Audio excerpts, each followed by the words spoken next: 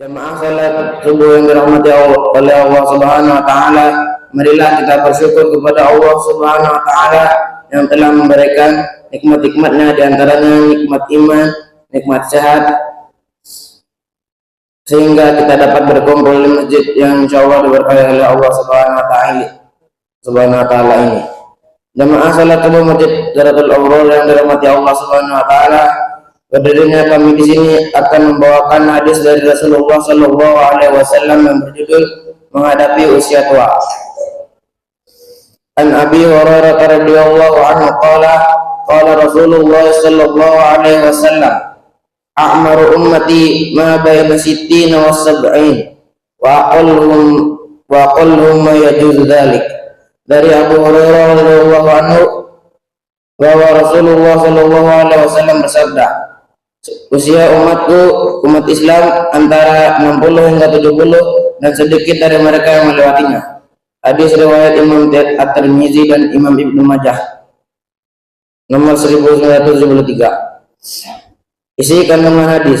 Berdasarkan hadis di atas, maka siapa yang telah mendekati usia 60 dan 70 tahun hingga akhir hayatnya, ia telah berada dalam fase terakhir kehidupannya. Setelah hidup selama 5 atau 60 tahun, tubuh seorang mulai mengalami perubahan tertentu. Kulitnya keriput, rambutnya berubah dan akan rontok. Tubuhnya kehilangan energi, metabolisme tubuhnya melambat, indera pendengaran dan penglihatan yang melemah dan mulai pikun. Alasan dari semua perubahan itu yang diakhiri dengan kematian dinamakan menjadi tua.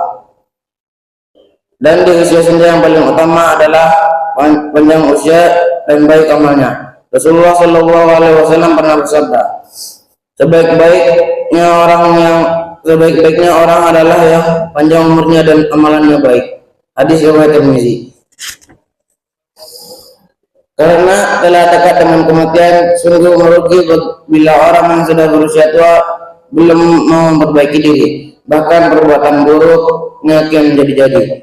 Nabi Shallallahu Alaihi Wasallam bersabda, telah menyampaikan semua peringatan dalam hadis berikut.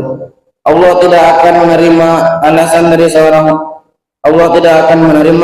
seseorang yang Allah tunda ajalnya hingga mencapai 60 tahun.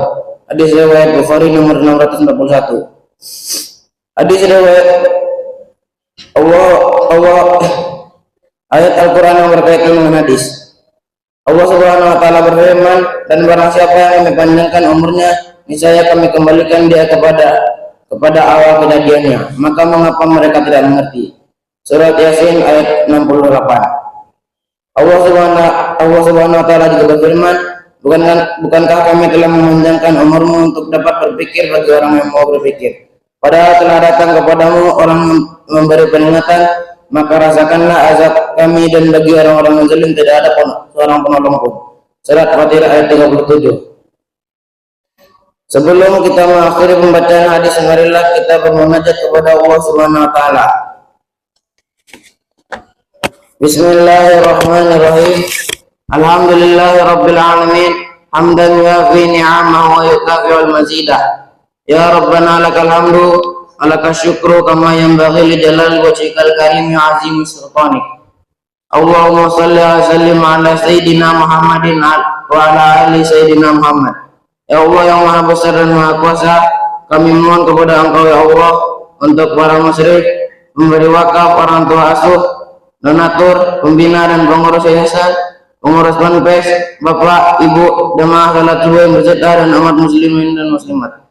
Diampuni dosa-dosanya, dosa besar dan dosa kecil, sengaja ataupun tidak sengaja. Diberi daya agar dapat melaksanakan semua perintahmu dan meninggalkan semua laranganmu. Diberi kesehatan agar bisa istiqomah dalam melaksanakan ibadah baik yang wajib maupun yang sunnah. Diberi rezeki yang luas dan berkah agar mau berbagi kepada anak yatim dan duafa dan perjuangan Islam. Diberi kemampuan bisa bersabar di kemudian musibah dan pandai mencoba di kenikmatan. Diberi keturunan yang qurrata a'yun, keturunan yang salih dan salihah. Rabbana atina fid dunya hasanah wa fil akhirati hasanah wa qina adzabannar. Subhana rabbika rabbil izzati amma yasifun. Wassalamun ala mursalin walhamdulillahi rabbil alamin. Billahi taufiq wal hidayah. Wassalamu alaikum warahmatullahi wabarakatuh.